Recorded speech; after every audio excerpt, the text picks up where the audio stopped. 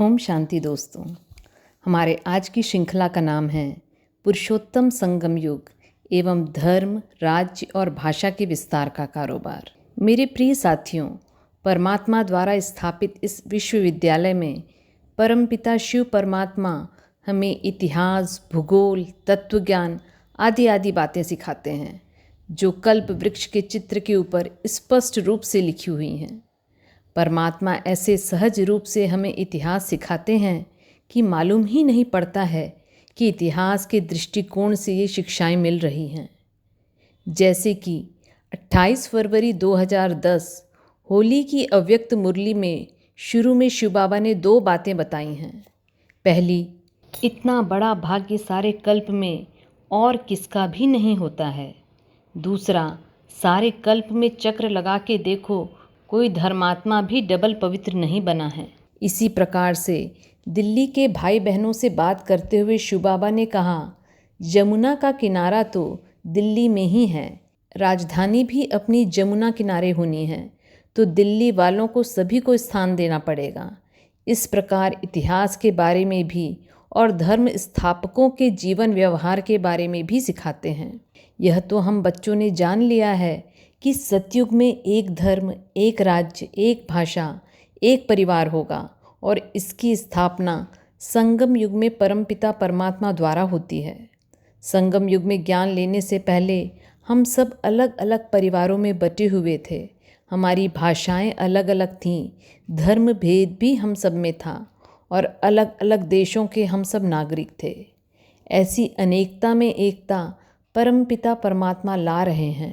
इससे सिद्ध होता है कि परमात्मा का कर्तव्य कितना दिव्य और महान है, जो संगम युग के छोटे से युग में 84वें जन्म में परमात्मा सहज एकता कर दिखाते हैं और श्रेष्ठ सतयुगी सृष्टि का निर्माण करके उसका कारोबार संभालने के निमित्त हम बच्चों को बनाकर खुद निवृत्त हो जाते हैं।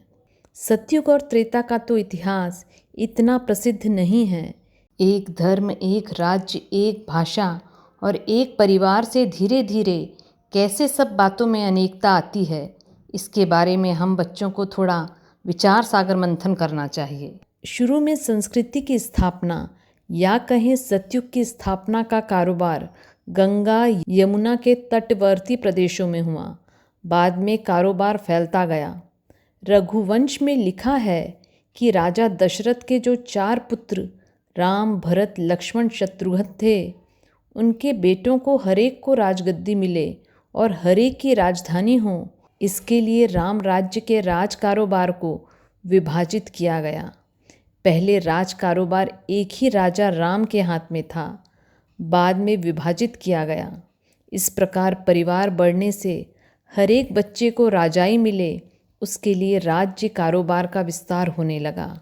यह हकीकत है। एक से ज़्यादा राजकुमार होने पर राज्य में हदों का निर्माण हुआ।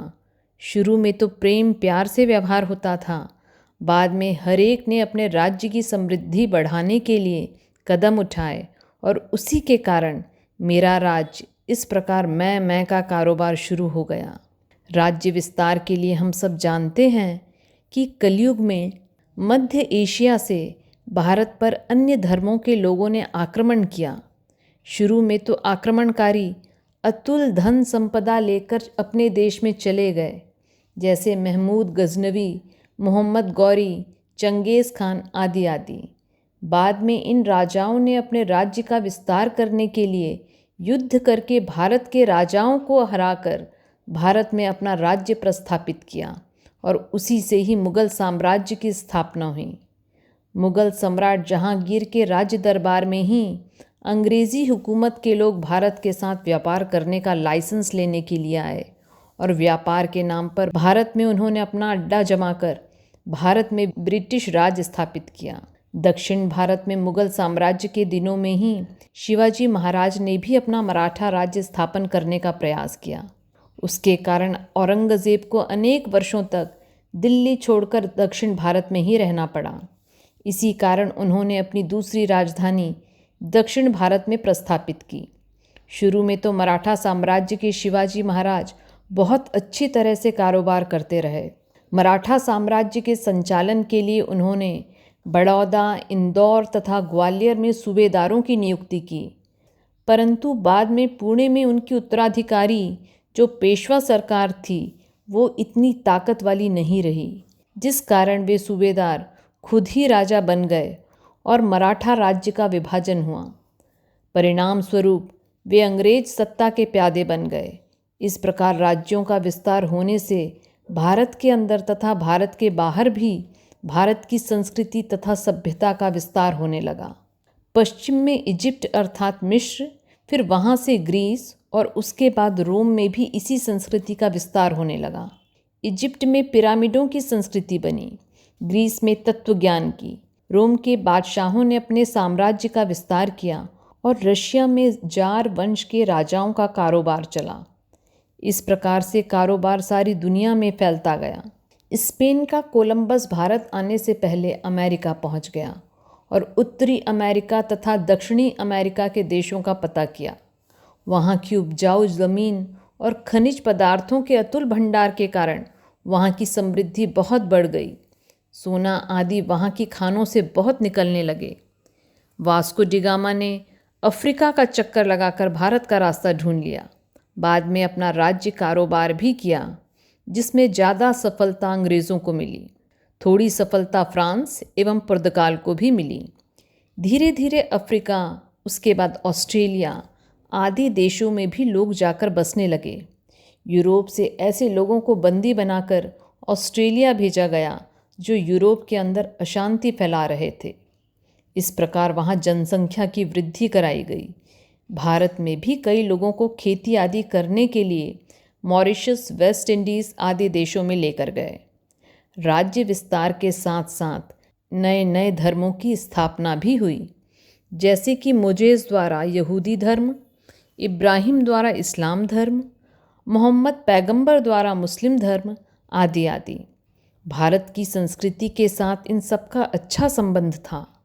राम, सीता और लक्ष्मण के भित्ति चित्र, जिसे वॉल पेंटिंग भी कहते हैं, आदि आज भी रोम में मिलते हैं।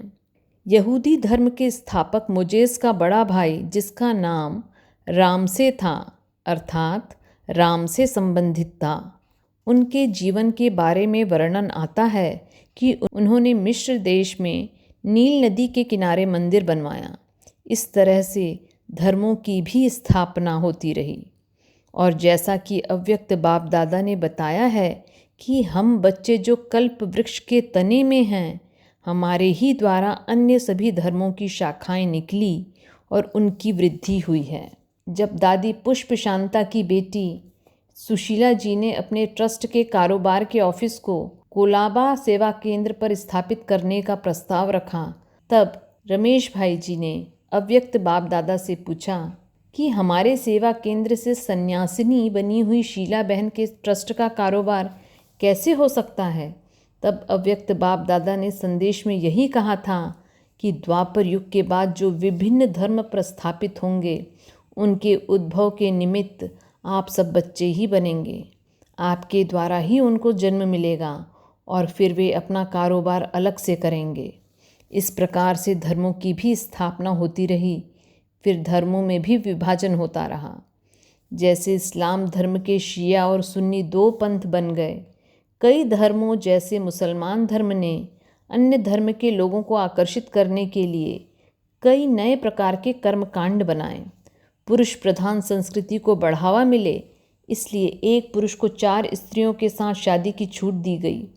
भारत में निज़ाम राज्य के मुसलमान राजा ने भी अपने राज्य में मुसलमानों की संख्या बढ़े, इसलिए 5 स्त्रियों के साथ विवाह की स्वीकृति दी थी। इसी प्रकार जहाँ जहाँ लोग गए, वहाँ उन्होंने विचारों को व्यक्त करने के लिए भाषाएं निर्मित की। भारत में 2 राष्ट्रभाषाएं हैं। वर्तमान समय भारत में 1618 भाषाएं, 6400 जातियां हैं। कहाँ सतयुग का एक धर्म एक भाषा, और कहाँ आज भारत में इतनी भाषाएं, इतने धर्म और इतनी जातियां बन गई हैं। सतयुग के एक धर्म एक भाषा और एक परिवार का विभाजन होते होते वैश्विक स्तर पर कितना विस्तार हुआ, उसे यहाँ सार में लिखने का प्रयत्न किया गया है। इतने धर्म, राज्य, परिवार, भाषा में विभाजित इस विश्व को एक राज्य, एक भाषा आदि के रूप में कैसे परमात्मा परिवर्तित करते हैं, इस बात को हम समझें, तब हमें परमात्मा के दिव्य कर्तव्य की सच्ची महिमा समझ में आती है। हम परमात्मा के ऐसे दिव्य और श्रेष्ठ कर्तव्य को विश्व के आगे प्रत्यक्ष करें, तभी सारा विश्व एक ही पिता परमात्मा को अपना पिता मानने को तैयार होगा। इस कार्य के लिए जो थोड़ा सा समय हमें मिला है, उसी में इसे करना है। इसलिए शिव बाबा ने हम बच्चों को उड़ती कला के पुरुषार्थ द्वारा ईश्वरीय ज्ञान और राजयोग को प्रसिद्ध करना सिखाया है। शिव बाबा की इस उम्मीद को उम्मीद के सितारे बनकर पूरा करना हम ईश्वरीय संतानों का फर्ज है। ओम शांति।